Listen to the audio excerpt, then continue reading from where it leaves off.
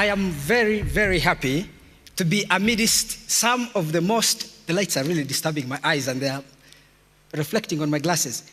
I am very happy and honored to be amidst very, very innovative and intelligent people. I have listened to the 3 previous speakers, and guess what happened? Every single thing I planned to say, they have said it here, and it looks and sounds like I have nothing else to say. But there is a saying in my culture that if a bird leaves a tree without saying something, that bird is a young one. So I will, since I am not young and I'm very old, I still will say something. We are hosting this conference at a very opportune moment because another conference is taking place in Berlin. It is the G8 Summit. The G8 Summit proposes that the solution to Africa's problems should be a massive increase in aid, something akin to the Marshall Plan. Unfortunately, I personally do not believe in the Marshall Plan. One, because the benefits of the Marshall Plan have been overstated. Its largest recipients were Germany and France, and it was only 2.5% of their GDP. An average African country receives foreign aid to the tune of 15% of its GDP, and that is an unprecedented transfer of financial resources from rich countries to poor countries. But I want to say that there are 2 things we need to connect. How the media covers Africa in the West and the consequences of that by displaying despair, helplessness, and hopelessness. The media is telling the truth about Africa and nothing but the truth. However, the media is not telling us the whole truth because despair, civil war, hunger, and famine, although they are part and parcel of our African reality, they are not the only reality, and secondly, they are the smallest reality. Africa has 53 nations. We have civil wars only in 6 countries, which means that the media are covering only 6 countries. Africa has immense opportunities that never navigate through the web of despair and helplessness that the Western media largely presents to its audience. But the effect of that presentation is it appeals to sympathy, it appeals to pity, it appeals to something called charity. And as a consequence, the Western view of Africa's economic dilemma is framed wrongly. The wrong framing is a product of thinking that Africa is a place of despair. What should we do with it? We should give food to the hungry. We should deliver medicines to those who are ill. We should send peacekeeping troops to save those who are facing a civil war. And in the process, Africa has been stripped of self-initiative. I want to say that it is important to recognize that Africa has fundamental weaknesses. But equally, it has opportunities and a lot of potential. We need to reframe the challenge that is facing Africa. From a challenge of despair which is called poverty reduction, to a challenge of hope. We frame it as a challenge of hope, and that is wealth creation. The challenge facing all those who are interested in Africa is not a challenge of reducing poverty, it should be a challenge of creating wealth. Once we change those 2 things, if you say the Africans are poor and they need poverty reduction, you have the international cartel of good intentions moving onto the continent with what? Medicines for the poor, food relief for those who are hungry, and peacekeepers for those who are facing civil war. And in the process, none of these things is really productive because you are treating the symptoms, not the causes of Africa's fundamental problems. Sending somebody to school and giving them medicines, ladies and gentlemen, does not create wealth for them. Wealth is a function of income, and income comes from you finding a profitable trading opportunity or a well-paying job. Now, once we begin to talk about wealth creation in Africa, our second challenge will be who are the wealth-creating agents in any society? They are entrepreneurs. And Joseph Schumpeter told us they are always about 4% of the population. The 16% are imitators. But they also succeed at the job of entrepreneurship. So where should we be putting the money? we need to put money where it can productively grow. Support private investment in Africa, both domestic and foreign. Support research institutions, because knowledge is an important part of wealth creation. But what is the international aid community doing to Africa today? They are throwing large sums of money for primary health, for primary education, for food relief. The entire continent has been turned into a place of despair in need of charity. Ladies and gentlemen, can any one of you tell me a neighbor, a friend, a relative that you know who grew well, who became rich by receiving charity, by holding the begging bowl and receiving alms? Does any one of you in the audience have that person? Does any one of you know a country that developed because of the generosity and kindness of another? Well, since I'm not seeing the hand, it appears that what I'm stating is true. Yes. Yes. I can see Bono says he knows the country. Which country is that? Yeah, it's an Irish hand. Thank you very much. But let me tell you this. External actors can only present you an opportunity. The ability to utilize that opportunity and turn it into an advantage depends on your internal capacity. Africa has received many opportunities. Many of them we haven't benefited much. Why? Because we lack the internal institutional framework and policy framework that can make it possible for us to benefit from our external relations. I'll give you an example. Under the Cotonou Agreement, formerly known as the Lome Convention, African countries have been given an opportunity by Europe to export goods duty-free to the European Union market. My own country, Uganda, has a quota to export 50,000 metric tons of sugar to the European Union market.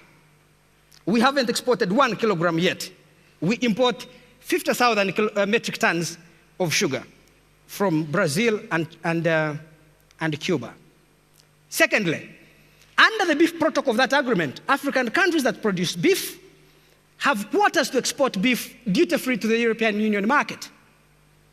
None of those countries, including Africa's most successful nation, Botswana, has ever met its quota. So I want to argue today that the fundamental source of Africa's inability to engage the rest of the world in a more productive relationship is because it has a poor institutional and policy framework. And all forms of intervention need to support the evolution of the kind of institutions that create wealth, the kind of institutions that increase productivity. How do we begin to do that, and why is aid the bad instrument? Aid is the bad instrument. You know why? Because all governments across the world need money to survive. Money is needed for a simple thing like keeping law and order. You have to pay the army and the police to ensure law and order. And because many of our governments are quite dictatorial, they need really to have the army claw by the opposition. The second thing you need to do is pay your political hangers-on. Why should people support a government? Well, because it gives them good-paying jobs. Or, in many African countries, unofficial opportunities to profit from corruption. The third is no government in the world, with the exception of a few like that of Idi Amin, can seek to depend entirely on force as an instrument of rule. Many countries need legitimacy. To get legitimacy, governments often need to deliver things like primary education, primary health, roads, build hospitals and clinics. If the government's fiscal survival depends on it having to raise money from its own people, such a government is driven by self-interest to govern in a more enlightened fashion. It will sit with those who create wealth, talk to them about the kind of policies and institutions that are necessary for them to expand their scale and scope of business so that it can collect more tax revenues from them. The problem with the African continent and the problem with the aid industry is that it has distorted the structure of incentives facing governments in Africa. The productive margin in our government's search for revenue does not lie in the domestic economy. It lies with international donors. Rather than sit with Ugandan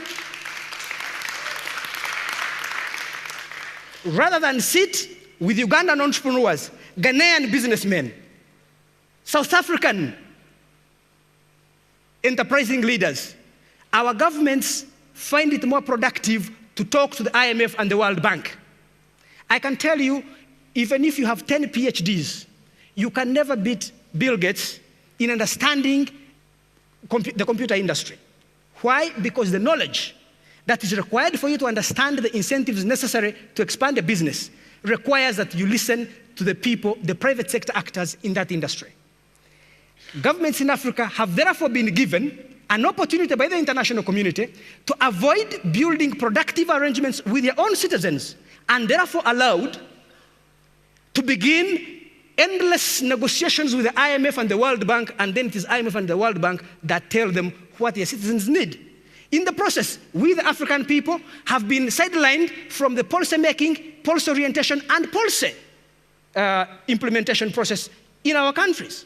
We have limited input because he who pays the piper calls the tune. The IMF, the World Bank, and the cartel of good intentions in the world has taken over our rights as citizens, and therefore what our governments are doing, because they depend on aid, is to listen to international creditors rather than their own citizens.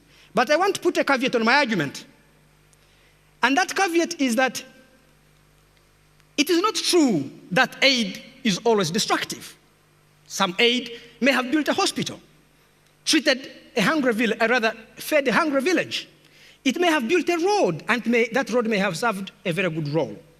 The mistake of the international aid industry is to pick these isolated incidents of success, generalize them, pour billions and trillions of dollars into them, and then spread them across the whole world, ignoring the specific and unique circumstances in a given village, the skills, the practices, the norms and habits that allowed that small aid project to succeed, like in Sauri village in Kenya, where Jeffrey Sachs is working, and therefore generalize this experience as the experience of everybody.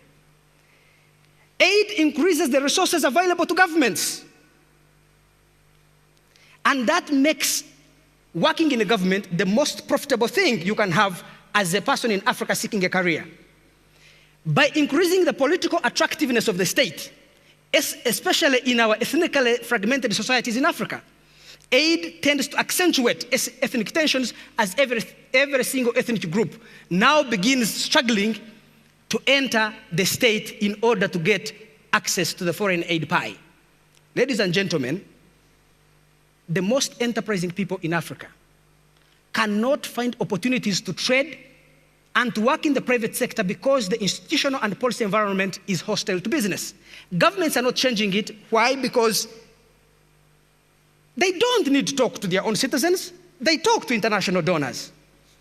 So the most enterprising Africans end up going to work for government, and that has increased the political tensions in our countries precisely because we depend on aid.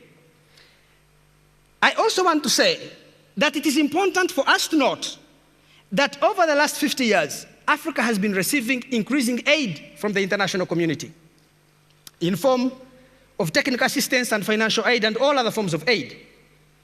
Between 1960 and 2003, our continent received $600 billion of aid, and we are still told that there is a lot of poverty in Africa. Where has all the aid gone?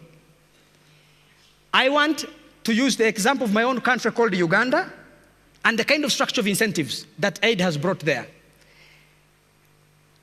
In the 2006-2007 budget, expected revenue 2.5 trillion shillings. Expected foreign aid 1.9 trillion. Uganda's recurrent expenditure, by recurrent, what do I mean? Hand to mouth, is 2.6 trillion. Why does the government of Uganda budget to spend 110% of its own revenue? It's because there's somebody there called foreign aid who contributes for it. But this shows you that the government of Uganda is not committed to spending its own revenue to invest in productive investments, but rather it devotes this revenue to paying structure of public expenditure. Public administration, which is largely patronage, takes 690 billion. The military, 380. Agriculture, which employs 18% of our poverty-stricken citizens, takes only 18 billion. Trade and industry takes 43 billion. And let me show you, what does public expenditure, rather public administration expenditure in Uganda constitute? There you go. 70 cabinet ministers, 114 presidential advisors, by the way, who never see the president except on television.